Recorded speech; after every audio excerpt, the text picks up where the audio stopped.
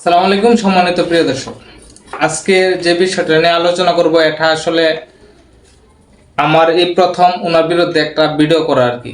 আমি অনেক চেষ্টা করছি ওনার বিরুদ্ধে কোনো ভিডিও না করার জন্য, এটা আমি পারছি না। এটা আমার মনে করি আমি একজন মুসলিম হিসাবে এটা প্রতিবাদ করা আমার জন্য জায়েজ হয়ে গেছে, তার জন্য আমি এটা প্রতিবাদ করছি।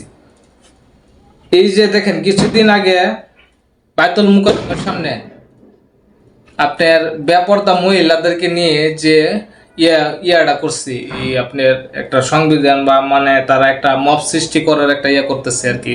সেখানে দেখলাম এই মামুনুল হকও ছিল, কিন্তু বিগত বাংলাদেশ স্বাধীনতার পর থেকে আজ পর্যন্ত বেপরদা মহিলা বায়তুল মুকাররমের সামনে কোনো মানে করার এই ধরনের একটা মহিলাদেরকে নিয়ে কোনো রকমে এরকম একটা মানে করার কোনো আজ পর্যন্ত কোনো জায়গা হয়েছে না। কিন্তু কিছুদিন আগে আমরা যখন দেখলাম যে সোনারগাঁয়ে তিনি হইল যে আপনার এই একটা মহিলার সাথে ধরা পড়লো, তারপর তিনি বললো যে তিনি নাকি ওনার স্ত্রী, নাকি দ্বিতীয় স্ত্রী নাকি। পরবর্তী 5 আগস্টের পরে কিন্তু আমরা ওই যে ওনার স্ত্রীকে আমরা মানে দেখতে পাচ্ছি তার নির্বাচনী ইস্তেহারে কিন্তু এক স্ত্রীর কথা বা তার একটা বিয়ে করছে এই কথা উল্লেখ, কিন্তু এই আপনার সোনারগাঁয়ে যে রেস্টুরেন্টে ছিল সে মেয়ের তার সাথে অবৈধ সম্পর্ক ছিল নাকি বিয়ে করছে, এটা কিন্তু ইস্তেহারে তোলা ছিল।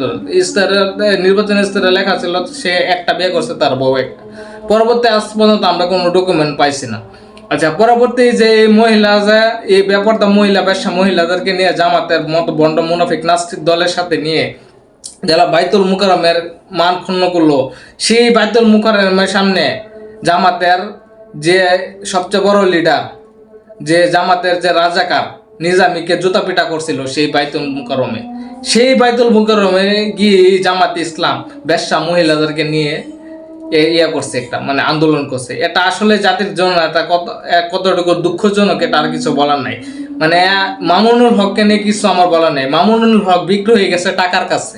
মামুনুল হক বিক্রি হয়ে গেছে, তার মানে তার যে ছিল দেখেন, তার যে স্বভাব চরিত্র এই কথাবার্তার ধরন কিন্তু পরিবর্তন গেছে, কারণ টাকার কাছে সে তার ইমান বিক্রি করে দিছে। যে মামুনুল হক যেটা আগে হারাম বলতো এটা এখন তারা সে জায়েজ করতেছে, মানে সে টাকার কাছে এমন ভাবে বিক্রি হয়েছে, এটা মানে কিছু বলার নাই। দেশ মানে ওনার কাছ থেকে আমরা কোন সময় এটা আশা করিনি। এটাই মানে মামুনুল হককে ব্যবহার করে যে মামুনুল হককে পচাইতেছে, মানে জামাত ইসলাম আর কোন সময় এত সিট পাইতো না। এবার যে সিট পাইছে এটা হচ্ছে আপনার একটা মানে বিভিন্ন ধরনের ইয়ার কারণে দেখছেন যে এবারে ক্ষমতা যাওয়ার একটা ছিল আর কি। পরবর্তী আর কোন সময় কিন্তু এই ধরনের সিট আর পাইবার কোনো আশঙ্কা নাই। আচ্ছা, পরবর্তী আপনি যখন করবেন দেখবেন বিষয়টা একটু চিন্তা ভাবনা করে দেন, তখন কিন্তু আবার এই যে দেখলাম এই চরমনের পীরও কিন্তু এটার প্রতিবাদ করছে। আমার প্রশ্ন হলো, এই স্বাধীনতার আগ পর্যন্ত কোনো ব্যাপারটা ব্যবসা মহিলা বাইতুল মুকাররমের সামনে যাইতে পারছে না। এত আন্দোলন হয়েছে, কত কিছু হয়েছে, কিন্তু আজকে তারা সেই স্পর্ধা জানাইছে।